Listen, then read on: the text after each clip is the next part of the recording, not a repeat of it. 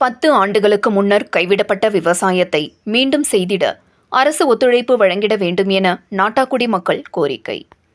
சிவகங்கை மாவட்டம் மாத்தூர் ஊராட்சிக்குட்பட்ட நாட்டாக்குடியில் வசிக்கும் 50க்கும் மேற்பட்ட குடும்பங்கள் விவசாயத்தை பிரதான தொழிலாக மேற்கொண்டு வந்தனர்.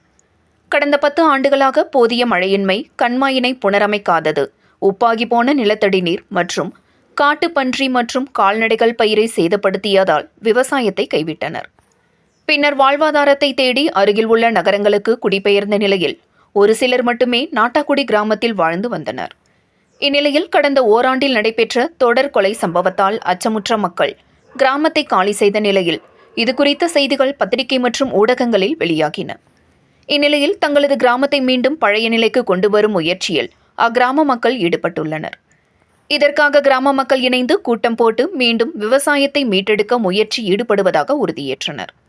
இதற்கு பொதுப்பணித்துறை கண்மாய் மடையினை சீரமைக்க வேண்டும், சீமை கருவேல மரங்களை அகற்றிட வேண்டும், கால்நடைகளால் ஏற்படும் பாதிப்பை தவிர்க்க தமிழக அரசும் மாவட்ட நிர்வாகமும் சமூக ஆர்வலர்களும் உதவிட வேண்டும் என கோரிக்கை விடுத்துள்ளனர். கிராம மக்கள் பலரும் விவசாயத்தை கைவிட்டு நகரங்களில் குடிபெயர்ந்த நிலையில் தற்போது மீண்டும் விவசாயத்தை கையில் எடுக்க நகரங்களிலிருந்து கிராமத்தை நோக்கி வர துவங்கியது நல்ல முயற்சியாகவே அறியப்படுகிறது.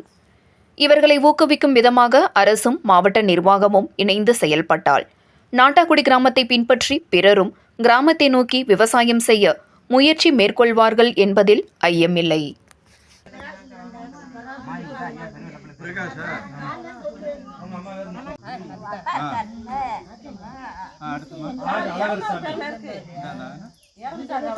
அவர் பேர்ல இருக்கு.